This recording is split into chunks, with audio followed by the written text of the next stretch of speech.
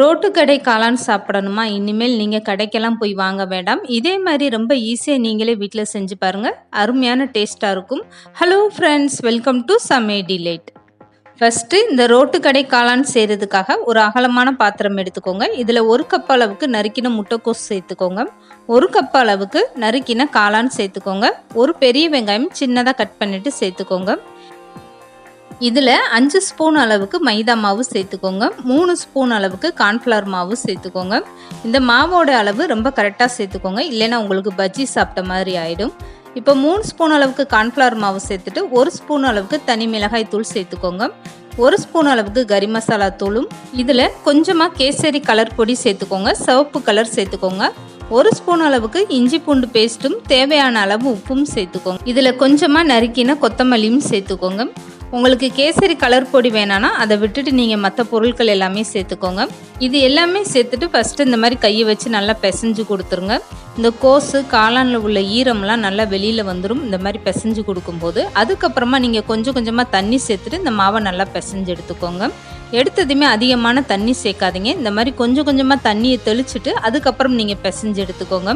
இப்போ நான் பிசைஞ்சிட்டு கையில் எடுத்து காட்டுறேன் பாருங்கள். இந்த அளவுக்கு நல்லா கெட்டியாக இருக்கணும். கையில் எடுத்து இந்த மாதிரி நல்லா பிசைஞ்சிங்கன்னா உங்களுக்கு இந்த மாதிரி கெட்டியாக இருக்கணும். இது கரெக்டான ஸ்டேஜ். இதுக்கப்புறமா நீங்கள் எண்ணெயில் சேர்த்துட்டு கொஞ்சம் கொஞ்சமாக போட்டு பொரிச்சு எடுத்துக்கோங்க. இப்போ இந்த காளானை பொரிச்சு எடுக்கிறதுக்காக ஒரு பாத்திரத்தில் எண்ணெய் சேர்த்துக்கோங்க. இந்த எண்ணெய் நல்லா சூடாகட்டும். எண்ணெய் சூடானதுக்கப்புறம் நீங்கள் கலந்து வச்சுருக்க காளானை கொஞ்சம் கொஞ்சமாக சேர்த்துக்கோங்க. இந்த காளான் முட்டைக்கோஸ் எல்லாமே சேர்த்து நீங்கள் பிசையும் போது அதிகமான தண்ணி சேர்த்துட்டிங்கன்னா உங்களுக்கு பொரிக்கும் போது எண்ணெய் குடிக்க ஆரம்பிச்சிடும். அதனால தான் இந்த மாதிரி நல்லா கெட்டியாக பிசைஞ்சிட்டு அதுக்கப்புறம் இந்த மாதிரி எண்ணெயில் சேர்த்து நீங்கள் பொரிச்சுக்கோங்க. இப்போ சின்ன சின்ன பீஸாக இந்த மாதிரி நீங்கள் எண்ணெயில் போட்டு பொரிச்சு எடுத்துக்கோங்க. இப்படி சின்ன பீஸாக நீங்கள் சேர்க்கும் போது தான் உங்களுக்கு உள்ளுக்குள்ளே காளான் முட்டைக்கோஸ் எல்லாம் நல்லா வெந்து வரும். அதனால இந்த மாதிரி கொஞ்சம் கொஞ்சமாக நீங்கள் மாவை சேர்த்துட்டு அதுக்கப்புறம் பொரிச்சு எடுத்துக்கோங்க. எண்ணெயில் நீங்கள் காளானை சேர்த்ததுமே ஸ்டவ்வை மீடியமாக வச்சுட்டு 2 பக்கம் இந்த மாதிரி நல்லா திருப்பி விட்டுருங்க. 2 பக்கம் நல்லா செவந்து வந்ததுக்கப்புறம் எண்ணெயை வடிச்சிட்டு நீங்கள் இந்த காளானை வெளியே எடுத்து வச்சுருங்க. இந்த ரோட்டு கடை காளான் செய்யும்போது உங்ககிட்ட காளான் இல்லைன்னா பரவாயில்லைங்க. 1 கப் அளவுக்கு நீங்கள் முட்டைக்கோஸ் எடுத்துக்கோங்க. 1/2 கப் அளவுக்கு காலிஃப்ளவர் சேர்த்துக்கோங்க. இது ரெண்டுமே சேர்த்துட்டு நீங்கள் இதே மாதிரி மற்ற பொருட்கள்லாம் சேர்த்துட்டு இந்த ரோட்டு கடை காளானை செய்யலாம். ரொம்பவே அருமையான டேஸ்ட்டாக வரும். இப்போ இந்த காளான் பாருங்கள், 2 பக்கம் இந்த மாதிரி நல்லா செவந்து வந்துருச்சு. இதுக்கப்புறம் நீங்கள் எண்ணெயை வடிச்சிட்டு வேற ஒரு பாத்திரத்தில் எடுத்து வச்சுக்கோங்க. மீதம் இருக்க எல்லா காளானையும் இதே மாதிரி நீங்கள் பொரிச்சு எடுத்து வச்சுக்கோங்க.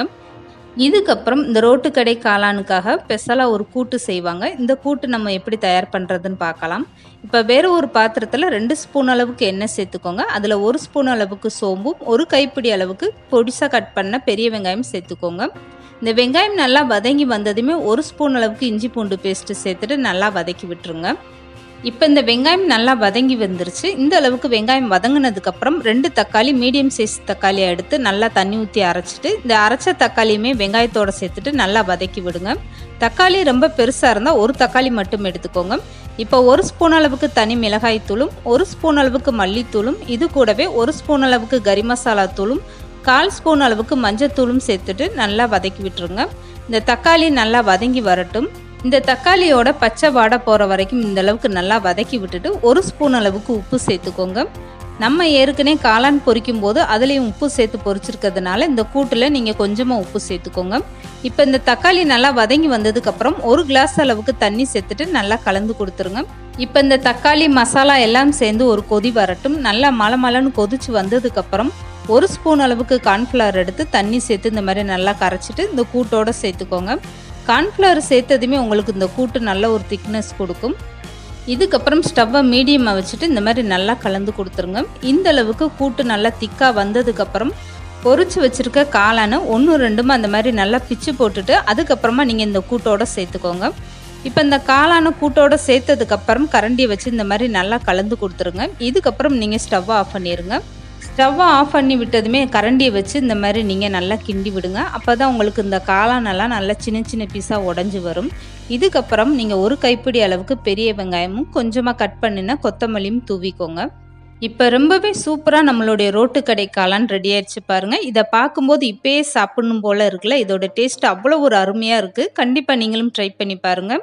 இப்போ இந்த ரோட்டு கடை காளான் கடையில் வாங்கின மாதிரி உங்களுக்கு வேணும்னு நினச்சிங்கன்னா இந்த மாதிரி ஒரு தட்டில் மாற்றிக்கிட்டு இது மேலே கொஞ்சமாக கட் பண்ணின வெங்காயம் தூவிக்கோங்க. இதுக்கு மேலே கொஞ்சமாக நீங்கள் கொத்தமல்லியும் தூவிட்டு பொரிச்சு வச்சுருக்க இந்த மாதிரி கார்ன் சிப்ஸை நீங்கள் மேலே தூவிக்கோங்க.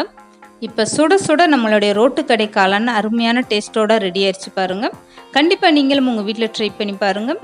இந்த வீடியோ பிடிச்சிருந்தா லைக் பண்ணுங்கள், ஷேர் பண்ணுங்கள். மறக்காமல் சமையல் டிலைட் சேனலை சப்ஸ்கிரைப் பண்ணுங்கள்.